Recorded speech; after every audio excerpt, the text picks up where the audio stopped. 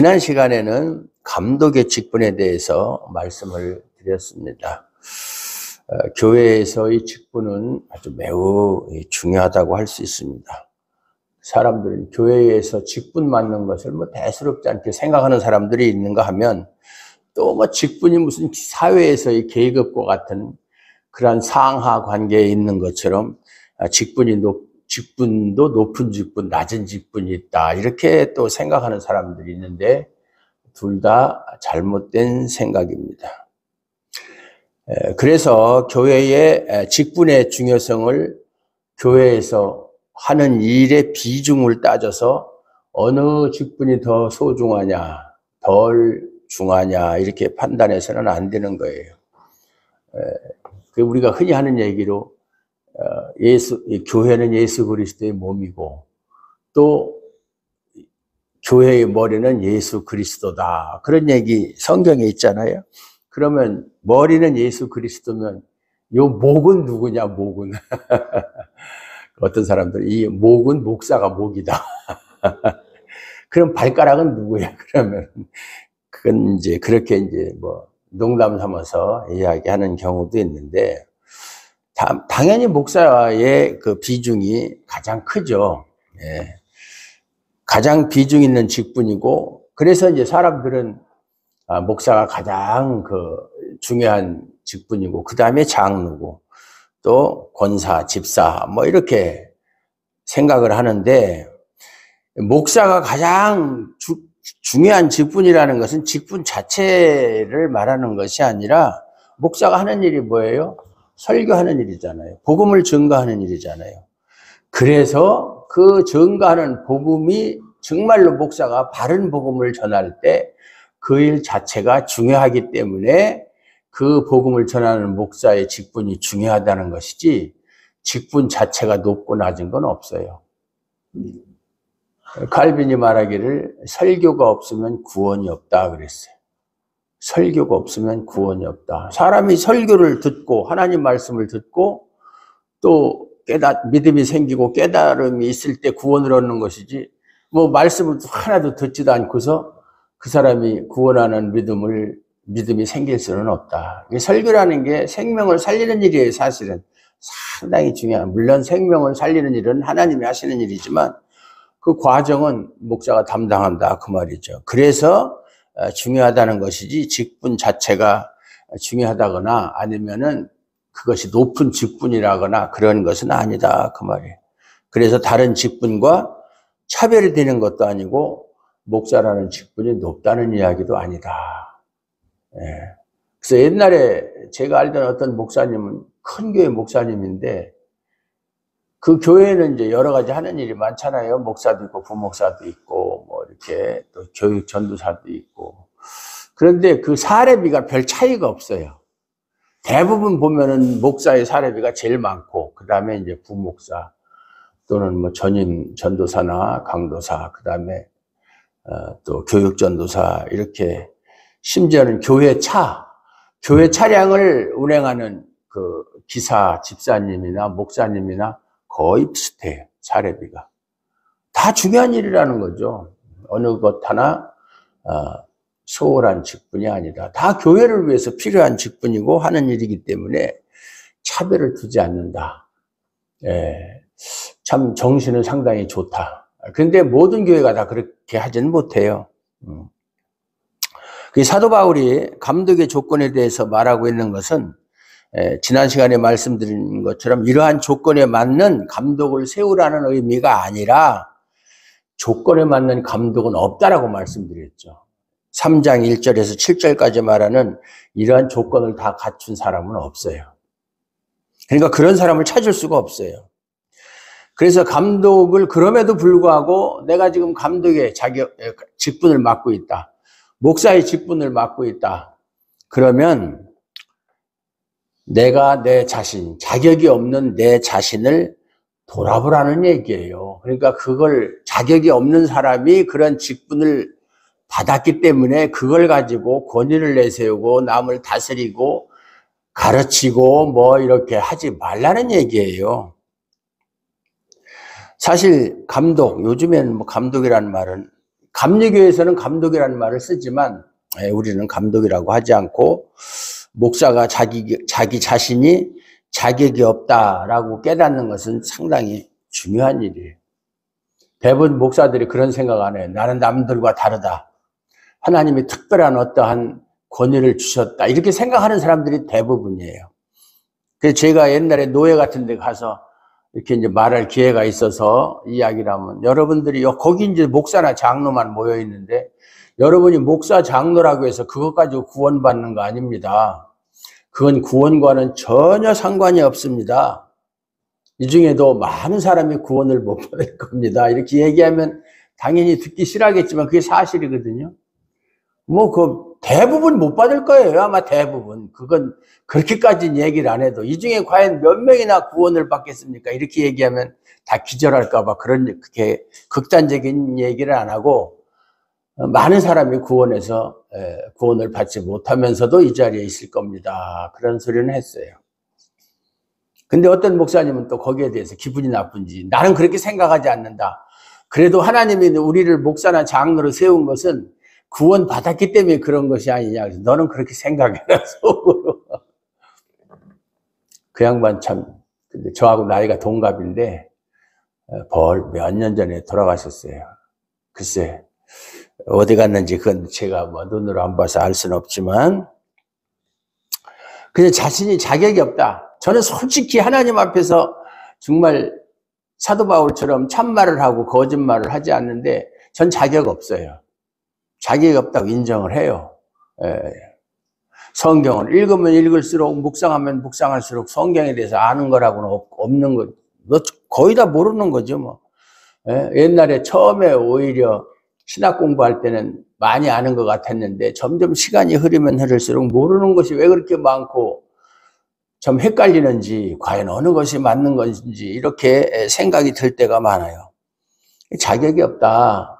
그런 생각이 많이 듭니다. 그래서 누구를 가르칠 자격도 없고 선생될 자격도 없다. 그런데도 하나님이 나에게 목사의 직분을 주셨다. 그걸 생각하면 책임이 무겁다 하는 생각을 늘 하고 있어요. 이렇게 해가지고 내가 과연 하나님 앞에서 인정받을 수 있을까? 그런 생각을 할 때가 많이 있습니다. 또 저만 그렇게 생각하는 게 아니라 이제 우리 가끔 목사님들 만나면 항상 하는 얘기가 그런 얘기를 해요. 여러분이 목사가 되었다고 해서 목사가 성도들보다 특별한 권위가 있는 것도 아니고 특별한 하나님의 은혜를 입은 것도 아니다. 우리는 목사로서의 자격이 없다, 사실 보면. 그것도 이제 그렇게 생각하면서도 저도 이렇게 또 속으로 생각하는 그것도 잘못된 생각이죠. 나도 자격 없는데 너희들은 오죽하겠느냐 이런 생각이 들어요. 내가 이제 그 사람들에 대해 잘 알으니까. 그런데도 그걸 전혀 못 느끼고 있거든요. 그 옛날 말에 무식하면 용감하다고. 그래서 저는 이제 우리 목사들끼리 모이면 그런 얘기만, 야, 모르는 거 있으면 물어봐라. 물론 그렇게 안 해도 전화로라든가 아니면은 카톡이나 이런 거로 많이 물어봅니다. 이런 때는 어떻게 합니까? 이건 무슨 뜻입니까? 이렇게 많이 물어보거든요. 그런데 그럴 때마다 항상 하는 얘기가 공부하십시오. 공부하십시오. 늘 그렇게 이야기를 하는데 죽을 때까지 공부해도 모자라는 게 목사예요. 아무리 해도 이건 도대체가 끝도 없고 한도 없거든요. 이 성경이라고 하는 것은 사람의 지혜에서 나온 게 아니고 하나님의 말씀이기 때문에 아무리 인간이 수천 년, 수만 년을 살면서 연구를 하고 또 묵상을 해도 알 수가 없는 거예요. 오죽하면 바울이 로마서에서 그랬겠어요. 깊도다 하나님의 지혜의 부요함. 끝도 없고 넓이도 없고 알 수도 없고 깊이도 알 수 없고 알 수 없어요. 수박 거달기식으로. 다만 하나님께서 우리에게 은혜를 주셔서 구원을 얻는 데 필요한 지혜는 웬만한 사람은 다 알 수 있도록 그거는 주셨어요. 그거까지 안 주면은 구원받을 사람이 있겠어요? 그러나 그 하나님의 말씀하시는 그 깊은 의도를 깨닫는다는 것은 정말 너무 어렵다. 정말 백사장 수많은 모래알 있는 중에서 모래알 하나를 찾는 것보다도 더 힘들다 하는 생각을 나이가 먹으면 먹을수록 더 느낍니다. 예. 오늘 이야기는 그러니까 그런 걸 깨달으면 깨달을수록 감독의 직분, 목사의 직분이 얼마나 귀중하다라는 걸 알고, 내가 한마디 잘못 가르치면 그 영향이 교회 전체에게 영향을 미치게 되고, 그 영향으로 인해서 잘못된 길로도 갈 수 있고 잘못된 신앙을 가질 수도 있기 때문에 항상 하나님께서 내게 주신 직분의 중요성을 생각하고 교회가 바른 진리의 길을 갈 수 있도록 그렇게 신경을 써야 돼요. 이거 안 되잖아요, 잘못 인도하면. 여러분, 제가 가끔 운전할 때 이제 요새는 내비게이션 이용 안 하는 사람 없잖아요. 가끔가다 내비게이션이 엉뚱한 길로 인도하는 거예요. 빙빙 돌아서. 물론 그래도 목적지는 같아요. 빙빙 돌든 직선으로 가든 목적지에는 도착하는데 과정이 좀 복잡하고 어렵고 또 시간도 많이 들고 그래서 그렇지. 그러나 말씀은 목적지가 같을 수가 없어요. 잘못 가리키면 목적지가 다른 거예요. 그러면 이제 망하는 거죠. 나도 망하고 이 말씀을 들은 사람도 망하고 다 망하는 거예요. 참 얼마나 힘들고 중요한 일인지 정말 모르겠어요. 오늘 본문은 집사에 관한 이야기입니다. 여기 여러분들에게 다 해당되는 거예요. 물론 그렇다고 해서 나는 목사니까 나는 해당 없어. 그건 아니에요. 다 똑같아요.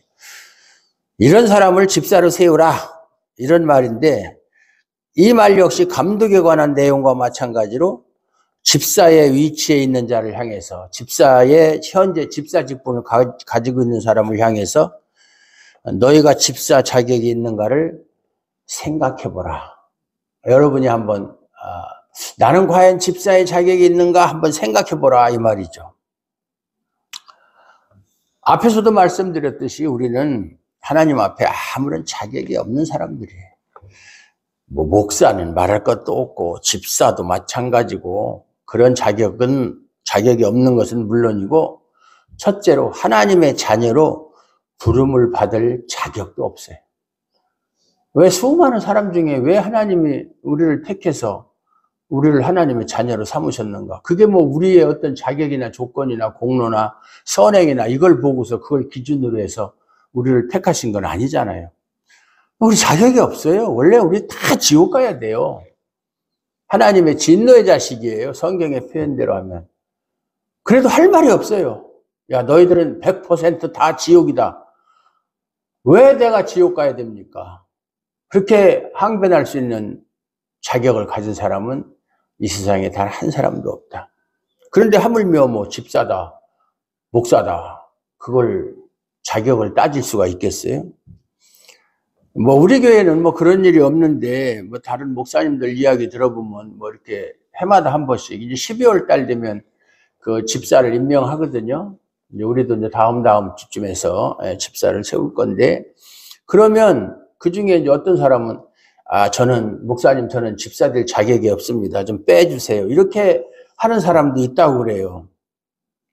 그런데 그렇게 이야기하는 사람이 착각하는 게 뭐냐면, 집사가 되려면 어떠한 자격을 갖춰야 된다, 뭐 그런 생각을 하고 있기 때문에 거기에 비하면 나는 해당이 안 되는 것 같다. 그러니까 집사로 빼달라고 그렇게 이야기하는 것 같아요. 만약에 집사나 장로나 뭐 권사나 이러한 직분을 성경에서 말하는 이런 자격을 따져서 세운다면 우리 교회는 목사도 없고 장로도 없고 권사도 없고 집사도 없어야 돼요. 아무도 없어야 돼요. 왜? 자격 있는 사람이 한 사람도 없으니까. 그래서 교회는 서로가 자격을 따지는 관계가 아니에요. 누구는 자격이, 누구는 자격이 있어서 그 사람은 그러한 직분을 맡아야 되고, 누구는 자격이 없어서 그러한 직분을 맡을 수가 없다. 이렇게 따지는 관계가 아니다, 그 말이에요. 그러니까 서로가 다 자격이 없다면 서로가 서로에 대해서 너 자격이 있느냐 없느냐 따질 수가 없잖아요. 다 자격이 없다면. 그게 교회예요. 그래서 제가 여러분에게 장로의 자격이 있는가 그렇게 물어볼 수도 없고, 그래가지고 집사 자격이 있습니까? 그래가지고 집사입니까? 이렇게 책망할 수도 없어요. 사실은. 왜? 너나 나나 다 자격 없는 사람들이니까. 그래서 제가 할 수 있는 말은 장로는 이러한 일을 하는 사람입니다. 교회에서 장로의 역할은 이것이고 집사의 역할은 이것입니다. 그거 얘기하는 수밖에 없어요. 더 이상은 뭐 당신 그래가지고 장로 노릇 제대로 하겠습니까? 권사 노릇 제대로 하겠습니까? 권사가 그래서 되겠습니까? 집사가 그 정도밖에 안 됩니까? 이렇게 할 수가 없어요. 그런데 왜 예수님은 그런 아무런 자격도 없는 우리를 세워서 뭐 하시려고 우리에게 그러한 직분을 주셨을까? 우리가 맡은 역할은 무엇인가? 그건 하나밖에 없죠. 목사든 장로든 권사든 집사든 그냥 주님만 높이는 거예요. 주님만 높이는. 그게 우리가 할 일이 전부예요. 다른 것은 아니에요. 우리가 사도행전 6장을 보면 7 집사를 세우는 장면이 나와요. 우리가 잘 아는 순교한 스데반이라든가 빌립이라든가 브로노고 니가노로 뭐 디메 바베나 그다음에 안디옥 사람 니골라 이렇게 해서 7 사람의 집사를 세우는데 집사를 세운 이유가 처음에는 막 사람들이 막 그 당시 사람들이 막 교회로 그냥 오는 사람들이 많은데 그 사람들을 다 일일이 사도들이 그냥 하나씩 챙기고 뭐 식사라든가 뭐 여러 가지 이런 편의 시설이 아니라 편리하도록 예배드리는 편리하도록 이런 거 다 관리하고 하다 보니까 정작 사도로서 해야 될 일을 할 수가 없어요. 안 되겠다. 우리 사도는 기도하고 설교하는 일이 가장 중요한 일인데 이 사람들 돌보다 보니까 부작용이 생기는 거예요. 왜냐하면 그 당시에 히브리파에 속한 사람이 있고 헬라파에 속한 사람이 있는데 히브리파 사람들은 원래부터 하나님을 믿는 사람들이고 구약시대부터 헬라파 사람들은 새로 기독교로 개종해서 들어온 사람들이고 다른 종교를 가지고 있다 온 사람들이니까 아무래도 기존 기득권이라는 게 있잖아요. 그래서 이제 그 과부들, 헬라파에 속한 과부, 히브리파에 속한 과부들을 이 공개하는 것도 대접하는 것도 차별을 두더라 이 말이죠. 헬라파 사람들이 볼 때, 야 우리는 들어온 지 얼마 안 되니까 우리를 무시하고 소홀히 하고 히브리파에 속한 과부들한테는 잘해주고 그런다. 근데 실제로 그렇게 한 게 아니라 그 사람들 눈에는 그렇게 보였을 수도 있어요. 사람의 자격지심이라는 게 있잖아요. 이래서는 안 되겠다. 그래서 그것을 전적으로 맡기기 위해서 7 집사를 뽑아 놓은 거예요. 그게 이제 7 집사를 세운 이유가 되는데, 그렇게 한 이유가 뭐예요? 사도는 기도하는 일과 하나님의 말씀을 전파하는 일에 전력을 다할 수 있도록. 그러니까 사도의 가장 큰 일이 뭐냐면 말씀 전파하는 거잖아요. 교회를 위해서 기도하는 거고. 그러니까 마찬가지로 지금도 목사나 장로, 집사가 존재하는 것은 뭐 교회의 조직을 튼튼히 해가지고 교회를 성장시키고 뭐 그런 것이 아니라 하나님의 말씀이 온전히 전파되도록 하기 위해서 목사, 장로, 집사, 권사의 직분을 주셨다. 에베소서 4장 11절에도 보면 하나님께서 교회를 위하여 사도와 선지자와 목자와 교사를 세웠으니 이는 교회를 온전케 하려 함이라 그랬어. 교회가 온전케 된다는 게 뭐예요? 말씀 위에 바로 서는 게 온전케 되는 거잖아요. 교회가 뭐 사람이 많이 늘어나고 재정이 많아서 뭐 이것도 하고 저것도 하고 뭐 이렇게 하는 것이 온전한 것이 아니라 복음 위에 하나님께서 사도들을 통해서 전해진 그 복음 위에 견고하게 서는 것이 교회가 온전해지는 거예요. 그것보다 더 중요한 일이 어디 있어요? 그게 교회의 목적이고, 예? 그래서 여러 직분들이 있지만 직분들이 그렇게 많은 것은 다 교회에서 하나님의 말씀이 온전히 전파되도록 하기 위한 목적이다. 그걸 염두에 둬야 돼요. 네.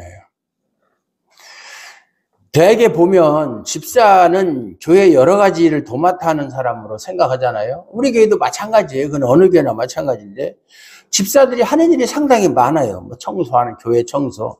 여러분들은 교회 청소는 안 하죠. 교회 청소는 권사님, 지금 장권사님하고 김봉훈 집사님이 그냥 아주 붙박이로 그냥 맡아서 하시는데 청소하고 다른 교회가 제가 천안에 있을 때도 보면 청소당번, 식사당번, 기도 순서 다 정해서 그대로 하거든요. 참 번거로운 일 많죠. 집사들이 제일 하는 일이 많아요. 근데 그런 일들이 정말 부담스럽고 귀찮아서 집사의 직분을 맡기를 거부하는 사람들이 있다. 실제로 있었어요. 옛날에 우리 교회에 어떤 여집사가 있는데 식사당번 정해놓고 청소당번 정해놓으니까 저한테 전화가 왔어요. 목사님, 저거 못합니다. 저 청소 못합니다. 식사당번 못합니다. 그러니까 제 당번 때 사람을 사서 쓰십시오. 돈은 제가 낼 테니까. 다른 사람 사서 쓰라는 거예요, 제 대신에. 그게 합당한 자세일까요? 옛날에 그 태안에 그 기름이 유출돼가지고 막 다 그 오염된 적이 있었잖아요. 바닷물도 오염되고 그 바닷물 때문에 그 주변에 뭐 양식장이고 뭐 하다못해 돌멩이까지 다 오염되고 그래서 이제 교회들에서 많이 나가서 자원봉사를 했죠. 막 다 일일이 그거 뭐 돌에 묻은 기름 닦아내고 뭐 순복음교회가 사람도 많지만 그런 일은 제일 앞장서서 해요. 뭐 그 당시 조영기 목사님 살아계실 때 가자 그럼 버스 막 수백 대 동원해가지고 가가지고 그냥 그 사람들이 뭐 직장이 없어요, 많은 일이 없어요.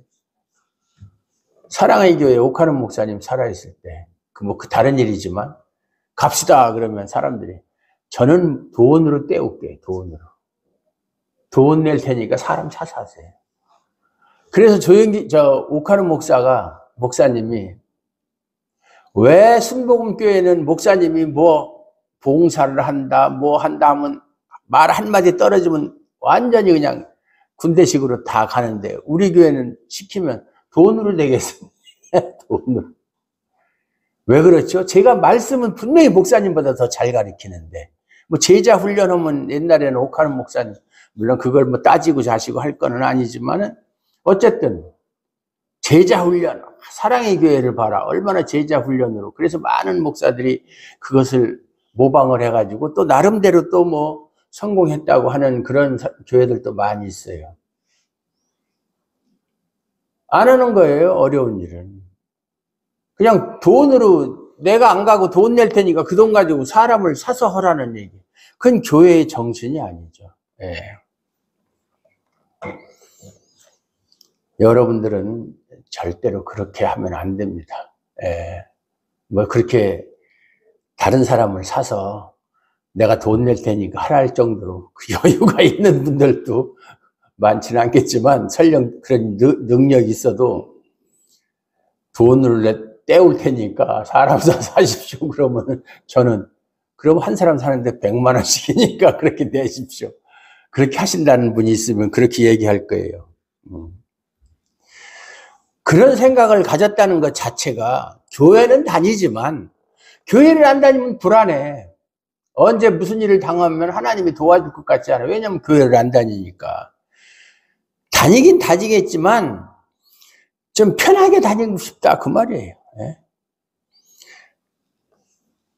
안 다닐 수는 없고 다니긴 다니지만 그런 번거로운 일은 안 하고 좀 편하게 신앙생활을 하고 싶다. 교회를 다니고 싶다. 그런 사람은요. 교회를 통해서 우리에게 주는 복음의 유익은 전혀 누릴 수가 없어요. 교회에 대해서 잘못 알고 있는 거예요. 신자라고 하는 것은 예수님이 받으신 고난과 죽으심으로 말미암아 생명을 얻은 사람들이잖아요. 우리가 어떻게 해서 생명을 얻었습니까? 예수님이 받으신 고난과 죽으심을 통해서 영생을 얻은 사람들이에요. 예수님의 수고, 희생, 이것이 우리에게 복을 준 거예요. 우리가 뭐 잘나서 우리가 그 복을 받을 자격이 있어서 그런 것도 아니고.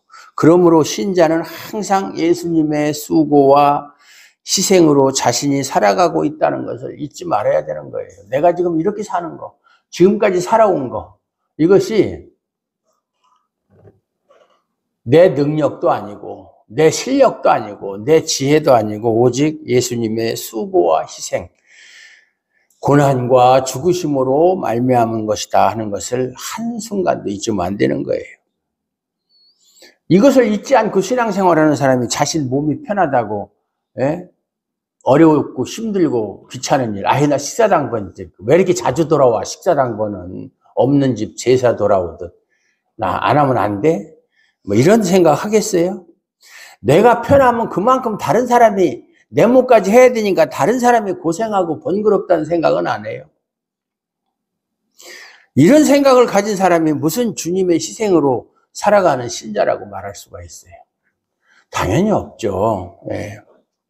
우리는 예수님의 십자가라는 말은 상당히 잘 알아요. 익숙해요. 하지만 십자가에 담겨있는 예수님의 희생, 고난, 또 우리를 이 땅에 오셔서 우리를 섬긴 거, 그거에 대한 혜택을 받고 살아가는 자로서 예수님을 고백하는 것은 아니라고 생각해요.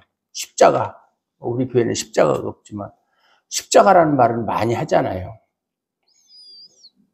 너무 십자가를 사랑해서 목걸이도 십자가 목걸이를 하고 다니고, 예? 그러지만은 정말 거기에 담겨있는 예수님의 희생이나 고난이나 예수님이 우리를 위해서 어떻게 우리를 섬겼는지 그거에 대한 정신은 잊고 살잖아요. 예. 왜냐하면 우리의 삶 속에서 예수님의 십자가의 흔적들이 묻어 나와야 되는데 그걸 보기가 그렇게 쉽지 않다.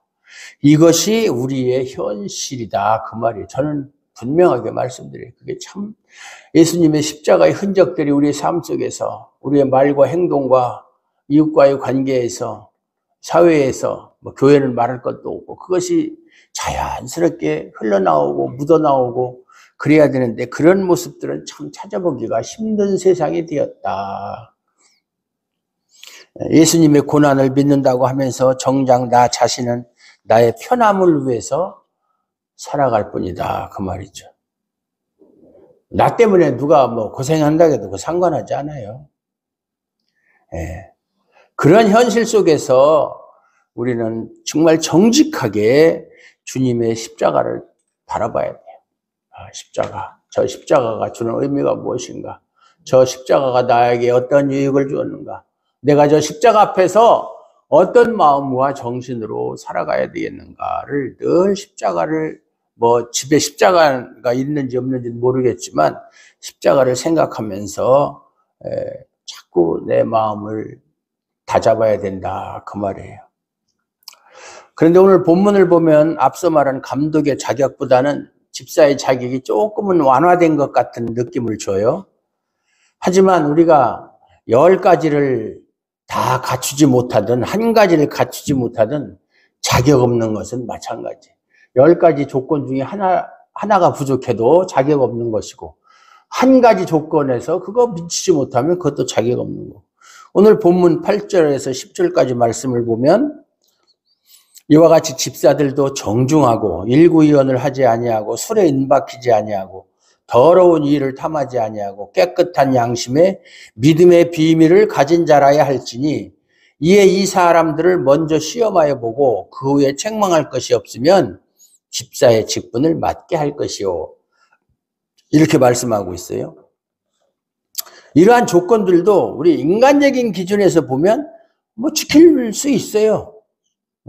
예를 들어서 정중하다. 여기 이와 같이 집사들도 정중하다. 이것이 정중하다라는 표현이 겉모습이 정중하다. 정중하다는 게 뭐예요? 사례가 깊다. 예? 품행이 단정하다. 뭐 그런 뜻이잖아요. 뭐 겉모습을 따진다면 그런 사람은 얼마든지 볼 수 있어요. 네. 그러나 여기서 말하는 정중함이라고 하는 것은 그런 외모의 정중함을 말하는 것이 아니라 믿음의 정중함을 말하는 거예요. 믿음이 정중하다는 것이 무슨 말입니까? 항상 낮아진 자리에서 자신의 높음을 구하는 것이 아니라 주님만 바라보는 것. 그것이 믿음의 정중함이에요.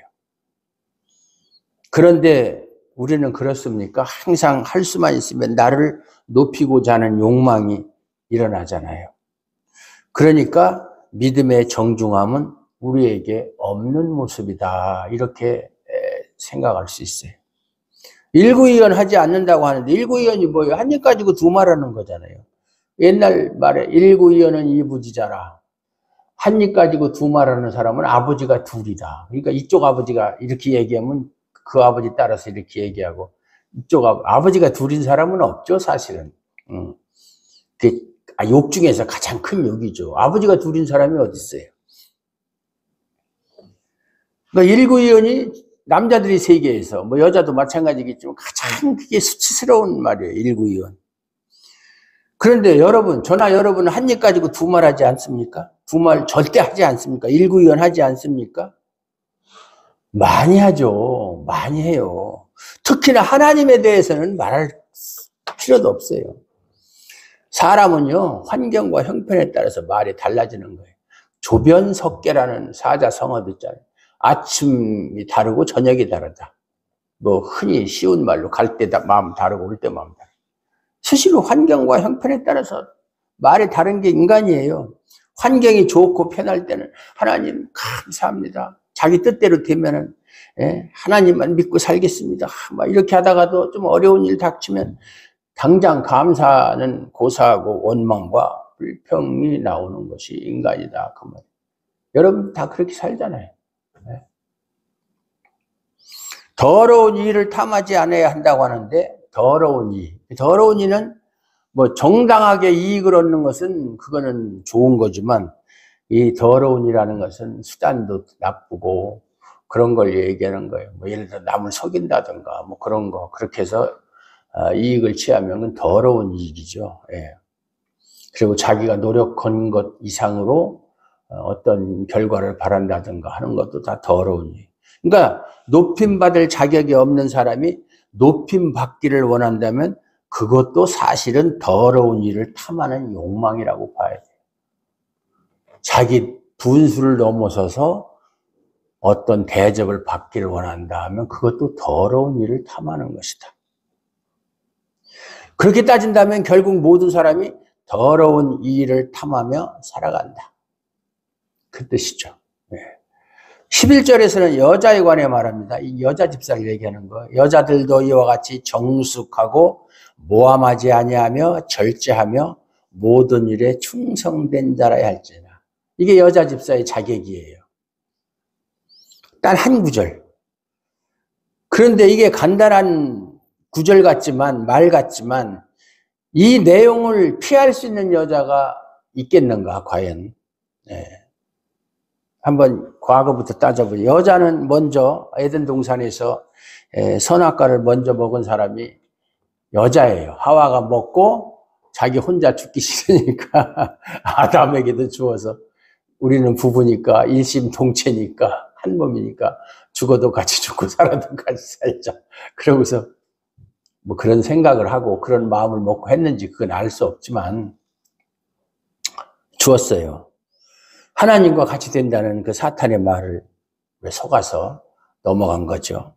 이처럼 여자 역시 자신의 높음을 즐거움으로 삼고 살아가. 여자라고 해서 나는 항상 뭐 남편을 섬기고 나는 항상 그렇게 살아가고 싶은 사람이 있어요.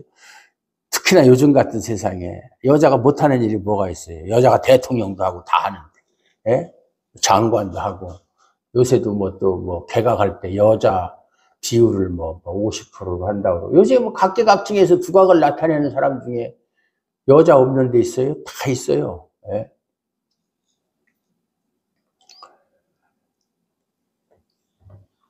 운동선수들도 마찬가지고.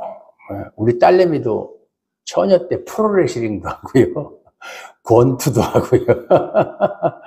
그 남자들 웬만한 사람 못 당하죠. 여자들도 그래요. 또 여자들은 특징이 자랑하기를 좋아하잖아요. 자랑. 남편 자랑, 자식 자랑, 뭐 자기 자신에 대한 자랑.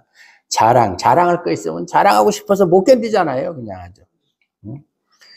그리고 또 고소라는 게 꼭 뭐 법적으로 고소장을 제출하고 뭐 그러는 게 아니라 남의 잘못을 이제 들춰내는 거죠. 이런 일에도 상당히 부지런해요. 성경에도 보면 이 집 저 집 다니면서 남의 허물을 들춰내는 일에 능하다 그랬어요. 그게 여자의 본성이에요. 예. 절제하지 못하며 모든 일이 오직 주님을 위한 것으로만 드러나야 하는데 자기 중심으로 살아가는 자로서 도무지 주님만을 위해 살아가지 못하는, 이건 뭐 보편적인 얘기예요. 여자들의 특성에 대해서 얘기하는 것이지 모든 사람이 다 그렇다는 건 아니죠. 그래서 집사 역시 내가 너보다 낫기 때문에 나는 집사가 되었다, 이렇게 할 수 없다, 그 말이죠. 네, 그렇게 잘난 사람이 없다.